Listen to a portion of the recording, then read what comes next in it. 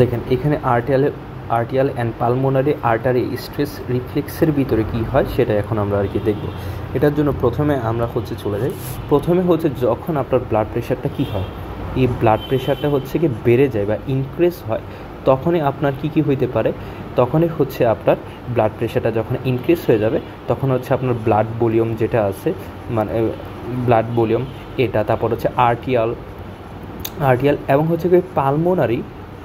Pulmonary stress যেগুলো কি stress রিসেপ্টরগুলো কী হয়ে থাকে, উদ্দীপ্ত বা কি স্টিমুলেটেড হতে পারে, স্টিমুলেটেড হয়ে যায়। স্টিমুলেটেড যখন হয়ে যাবে তখন কি আপনার তিনটা কাজ একত্রিত হয়। তখন আপনার তিনটা কাজ একত্রিত হয়ে থাকে। এই তিনটা কাজ কী কী? এই যখন আপনার ব্লাড প্রেশারটা বেড়ে যাবে তখন blood volume, arterial, pulmonary stress রিসেপ্টরগুলো যখন সিমুলেটেড হয়ে যাচ্ছে তখনই আপনার কাজ করতেছে তিনটা। একটা আপনার হাইপোথ্যালামাস ব্রেন আছে, এই ব্রেনের ভিতরে এই ব্রেনের হাইপোথ্যালামাস অংশ যেটা আছে, এই হাইপোথ্যালামাসের ভিতরে আপনার সিগন্যাল পাঠায়। হাইপোথ্যালামাসের ভিতর কি পাঠাবে? সিগন্যাল পাঠাবে। সিগন্যাল পাঠানোর পর এই হাইপোথ্যালামাস কি করবে? এডিএইচ হরমোন আমরা পড়ে আসলাম। এডিএইচ হরমোন মানে অ্যান্টি ডাইউরেটিক হরমোন, যেটা কোথায় থাকে? যেটা আপনার বৃক্ক বা কি কিডনির ভিতরে থাকে। এই কিডনির ভিতরে যেটা থাকে সেটা কি করে দেয়? সেটা এডিএইচ হরমোনটা কি নিঃসরণের পরিমাণটা কি করে দেয়? এই এডিএইচ হরমোনের নিঃসরণের পরিমাণটা কি বাড়ায় দেয়। যদি নিঃসরণের পরিমাণ বাড়ায় দেয় তাহলে কি কাজ করবে? এই নিঃসরণের পরিমাণ যখন বাড়ায় দেবে তখন একটা কাজ হবে। তারপরে আরেকটা জিনিস আপনার কোথায় চলে যায়? আপনার কি এএনপি, আর্ট্রিয়া থেকে এএনপি এর পরিমাণ যেটা কোথায় থাকে? এট্রিয়াতে থাকে। এই এট্রিয়াতের ভিতরে এএনপির পরিমাণটা কি করে বাড়ায় দেয়। এই এএনপির কাজটা কি?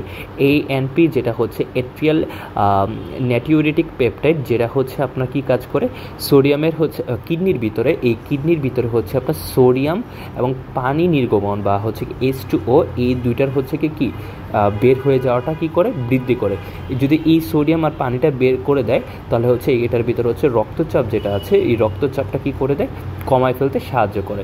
এটা এই যে এখানে লেখা আছে দেখেন, এক্সেস রিঅ্যাবজর্পশন ফ্রম কিডনি। এই এডিএইচ হরমোনটা কি কিডনি থেকে পানিটাকে কি মানে বের হয়ে যেতে বাধা দেয়।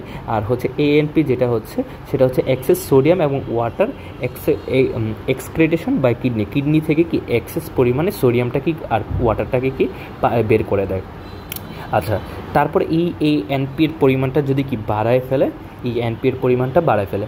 এবং আরেকটা কাজ করে থাকে সেটা আপনার যেটা লাস্টে যেই একটা পার্ট, সেটা আপনার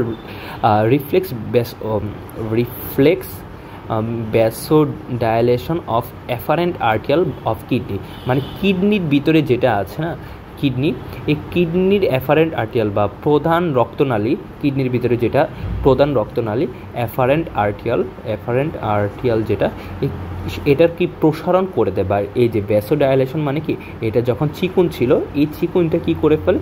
এরকম মোটা করে ফেলে। তাহলে এইটা কি প্রসারিত হয়ে গেছে। প্রসারিত হয়ে গেলে কি খুব সুন্দরভাবে কি ব্লাডটা বের হতে পারবে না, এই কাজটা করে ফেলে। এই তিনটা কাজ যখন হয়ে যায়, এই তিনটা কাজের মেইন আউটপুট কি? এই তিনটা কাজ ধরুন একটু, এই তিনটা কাজই মেইন আউটপুট আপনার